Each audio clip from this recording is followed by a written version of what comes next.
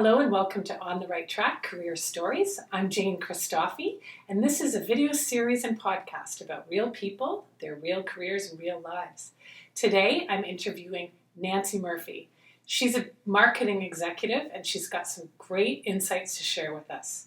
So Nancy, why don't you just, right off the bat, thank you for coming today. Oh, thanks for asking me, Jane. Yeah. And why don't we just start with you telling us what you do for a living? Sure. I am a marketing director with Smucker's Foods of Canada. I've worked with them for about 8 years now. And that means that I have responsibility for a couple categories, specifically the coffee brands and the spreads brands that Smucker Foods of Canada owns. And as part of marketing, I kind of do a little bit of soup to nuts, which means that I bring new products to market. I make sure we have strong support plans to support them, whether that means new advertising creative or the stuff you see in store that communicates about the brand. We figure out what we're going to price it at. We sell that into customers. There's a lot of kind of background business work that I'm involved in, long-term strategic planning, whether that's for the business, for the company, for the people that we work with. So that's a bit of what my marketing job entails in a nutshell. Okay, tell us what a day of work looks like for you. It's a little different today than it was 8 weeks ago. I will admit that. We have moved into an online environment. So that means I take all my meetings in a format very similar to this, where we use Teams, we look at each other, that's how we conduct our meetings. But both in this environment and prior to being in this environment, I would say my typical work day was, call it 8:30 to 5:30 in terms of hours. So a very kind of reasonable amount of time that I would spend in the office. During those days, I'd have a very full schedule, lots of meetings and lots of variety of meetings. So those meetings could include things like one-on-ones with different members of my team as we discuss projects they were working on, issues they were encountering, things I can help them with. Meeting with our research and development team and supply chain colleagues to bring products to market. Meeting with my sales colleagues to talk about how are we going to sell it in or overcome an obstacle at a specific customer. We are a North American company. I meet with my US colleagues on a number of occasions to kind of jointly discuss strategy. So I have a pretty meeting heavy day, but there's a wide variety to the topics and the opportunities and risks that we discuss, and at all levels of the organization and across multiple functions. So one of the things I really like about marketing is you kind of get a feel for a lot of the different pieces of the business because we are ultimately the brand owners and the overall business managers. I will say though, despite just going through that long list of meetings that I have every day, one of the things that I see as being most important in my career at this point is the development of good people and helping my people to grow and personally develop through their career. And those are for people we bring in right out of university, right through to very seasoned managers within the organization with 10, 15 years or more of experience. And frankly, that's what I thrive on. Okay, so Nancy, tell us about your work-life balance. Sure. So I would say that's one of the things that I hold most dear, and it's really important to me. So I make an effort, and we've made choices as a family, as one example, to make sure I'm home every night for dinner with my kids, unless I have, a business meeting or I'm out of town. So my work, when I'm at work, I work hard. And when I'm home, most of the time I don't, which means a typical day for me from Monday to Friday is in the office between 8:30 and 9 and on the road coming home again by 5:30. And as my husband and I have had children, that's been really important to make sure that we kind of have that family time that's true family time. And I work for a company that really supports that, which is nice. Okay. Can you tell us a bit about how you got into this work and why? Yeah. I don't think I grew up, I don't think many people do, kind of with an ambition to get into marketing, because it's kind of an ambiguous, maybe slightly misunderstood, who knows what that job kind of involves. But I got a taste for business when I was doing my undergrad at Queen's University. and I managed one of our campus pubs. And I really loved just that idea of kind of general management, working with people, managing a budget, managing people, kind of dealing with the in and outs of running that establishment. So I decided from that point to go on and do an MBA. And I think when it was at that point, when I was a bit more mature, and I'll tell you, I spent a couple of years traveling and just having a whole lot of fun between my undergrad and my master's degree. And I grew a lot in that time as well. And it was while I was doing my MBA that I found out more about marketing and kind of what that entailed. I had friends and family in the industry, and that helped me to solidify an interest in consumer packaged goods marketing specifically. And then I got a taste for it through summer internships, and I landed a career right out of university in a job that I loved. So I didn't know until I was, until I had a couple university degrees under my belt and a little bit of real life experience. Okay, so what types of things were you interested in as a teenager? Oh, wow. From a career perspective, I think I always thought that I might be a lawyer because I loved watching television shows where lawyers kind of commanded the room and debated strongly about issues that were important to them. And as an avid reader and somebody who kind of really thrives in that, you take one side of an argument and I'll love to kind of talk and banter with you on the other side. For a long time, I kind of thought that might be something that would be of interest to me. When I found out about the depth of reading and the difficulty of some of that reading, and from my perspective, it was a little bit more dry, it lost some of its allure. Mm-hmm. But certainly in high school, that was kind of one area that I thought held interest. And I'm trying to think, I spent a lot of time in hospitality, working in restaurants and pubs and bars. I knew very early that wasn't going to be where I wanted my career to land.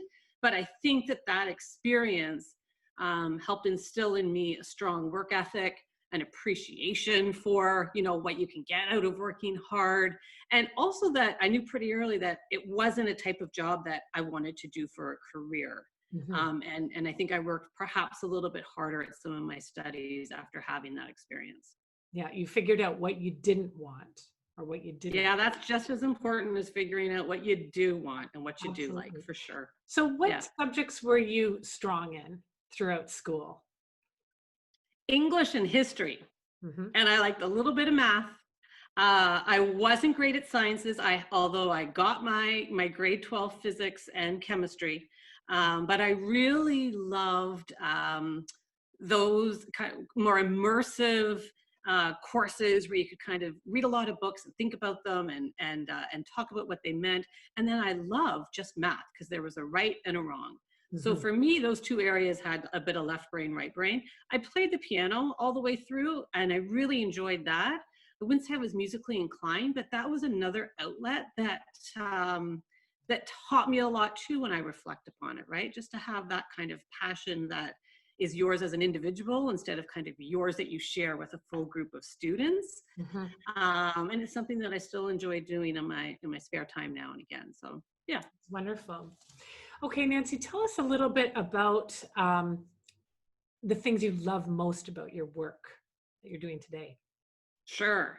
I think, Jane, at this point in my career, as I alluded to a little bit earlier, I love the people part of what I do because a big piece of my responsibility area is around growing and developing people. And again, at all levels of the organization and not just those on my team, but also in cross-functional teams and peers, I get a lot of satisfaction over that because I really love seeing people and helping them progress and succeed. So from the people perspective, I love that. From the work piece, it is kind of fun to do product innovation. There's a lot of creative discussion and business decision making, which I love around what do we bring to market, what makes sense, what fits and why. And I have to admit, putting ads together and working with our agencies to doing that, that's kind of the sexy piece.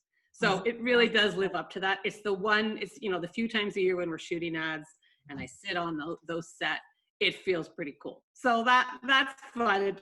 It doesn't happen every day, but when it does, it is a nice perk to the job for sure. Tell us something that surprised you about marketing. Sure. I think sometimes on marketing, it's easy to focus on maybe some of that flashy stuff I just mentioned, the new products that make it to shelves or the ads that you see on TV that support them. But there's a ton of background work that goes into that. So perhaps a surprise for me was just the amount of financial understanding and background that I needed in order to succeed in the work.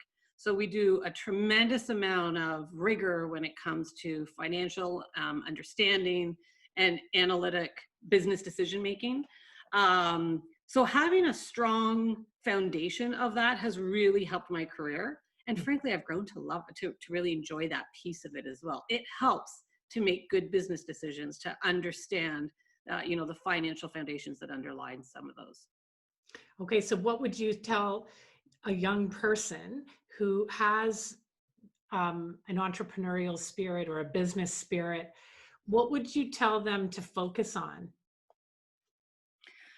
That's a good question. So I think you have to, if you are interested in getting into kind of the consumer packaged good business world, the thing that will propel you the most is passion.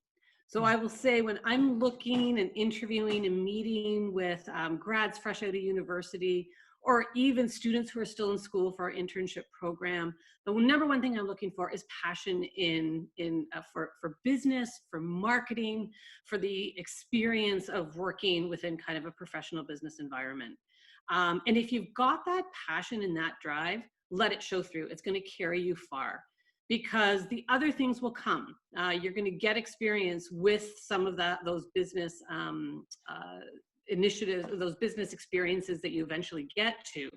But you can't fake passion. You can't expect to learn it on the job. It's something that's innate. So I would say let it drive you. It's going to get you far. Okay, excellent tip. Is there any part of your life that you felt was a struggle to get where you are today? I think I've been fortunate because I came from a family that was, we're still very tight. A lot of, what's the word I'm looking for? Opportunity to kind of grow at my own pace and in my own way and towards my own kind of path.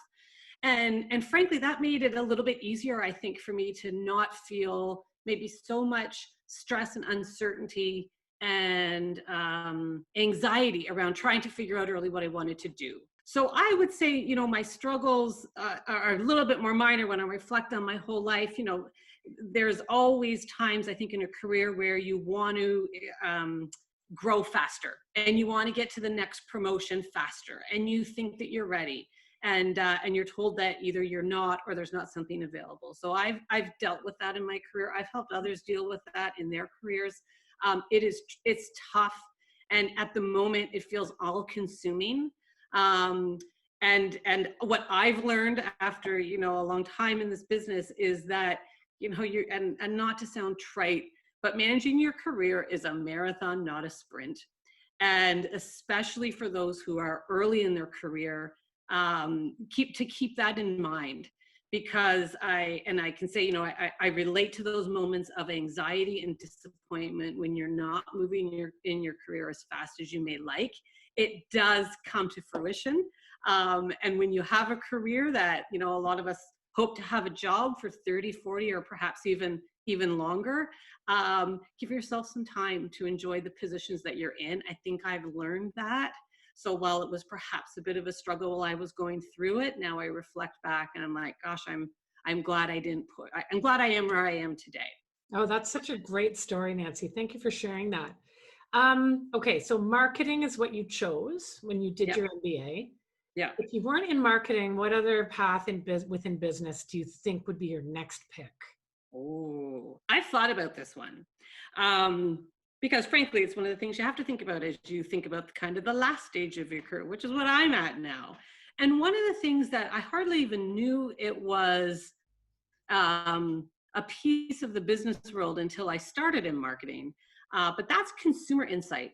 And consumer insight is one of the areas in marketing that I get a lot of passion from. So that's talking to people about what they think about our categories, our brands, the way they use our products, what could be better. And there are a number of different avenues to consumer and market research. But I really like kind of that idea of it. It's a subset of marketing. It's something very different because it's not generally, they tend to be a lot smaller in terms of size, more entrepreneurial in terms of style, sometimes more local versus multinational. But I have met some wonderful people who lead agencies in Toronto. And so they've really kind of given me a little bit of extra insight into that area. And if I wasn't in marketing, I think that I'd like to be on the other side, on the agency side, doing some insight work. Very interesting. Nancy, what would you tell your younger self? My younger self, I think I would say, be true to who you are and what you like. So always be yourself. It is so much easier to kind of be yourself than to try to be what others might think you should be or think you should be doing. You don't have to figure it all out all at once. Even when you meet those milestones of finishing high school and finishing university, or finishing, an advanced thesis or postgrad work, if that's what you're doing, college, etc. You don't have to have it all figured out on that day that you're done. And I think it's important to take time to give yourself a break from some of those stresses of answering the big questions of what I want to do with my life and where do I want to go next. It's good to take a break and just do something that makes you feel good because you enjoy doing it. So my younger self, I would say, make sure you take that time, enjoy the moment. Your career is long and it can change multiple times. And it's important to give yourself a little bit of break from some of those, in the moment stresses that we can feel. Love it. Okay.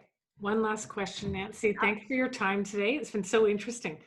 What would you be doing if you weren't in business? Oh, traveling the world. That sounds like a great job. 100%. I love traveling. I'd take my family with me. We would figure out a way to just live in different countries, immerse ourselves in the culture and the people there, enjoy all the food. I would love to be able to have that path in life if it was available. Yeah, it sounds amazing. Well, it sounds like you really love what you do. It sounds as though you're really good at it too. Thank you very much for sharing your stories about business and marketing with our viewers. And I know you've offered some great tips and insights. So thank you very much, Nancy. And please stay in touch. I will for sure. Good luck to your students. Thank you. Thank you. Bye, Nancy. Thank you for joining us today. If you liked what you saw, give us a like, and even better, subscribe. Hope to see you soon.